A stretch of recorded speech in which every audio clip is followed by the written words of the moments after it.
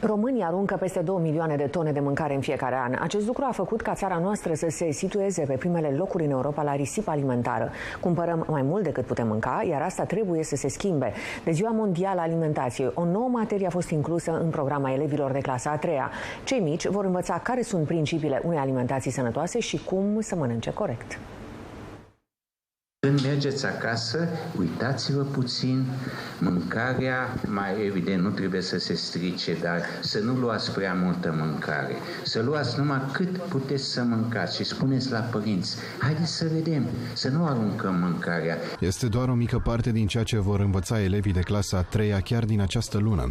Modulul opțional alimentație sănătoasă și un stil de viață sănătos îi va face pe cei mici să fie conștienți de ce anume înseamnă acest lucru. Când discutăm despre copii, ar trebui să fim de 2 ori mai responsabili, fiindcă până la urmă ei acum se formează și din punct de vedere fizic, dar și din punct de vedere mental. Și cred că o educație sănătoasă, o educație cu privire la consumul alimentar responsabil, cred că este extrem de importantă. Copiii vor învăța și cum să-și aleagă corect alimentele și cum să citească etichetele pentru a se feri de ingredientele nesănătoase.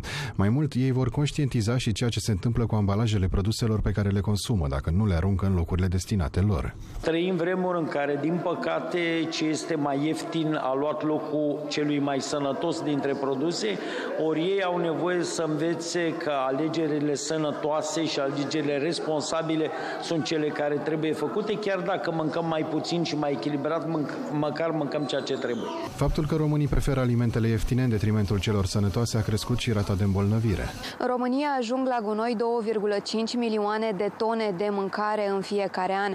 Asta înseamnă 129 de kilograme pe cap de locuitor într-o singură lună. Iar asta nu este singura problemă.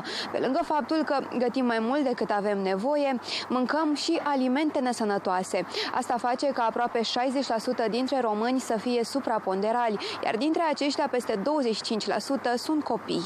Alimentația și ceea ce mâncăm ne face să fim ceea ce suntem și cred că în loc să stăm la coadă la farmacie, cred că este mai bine să fim puțin mai atenți, mai responsabili cu ceea ce mâncăm.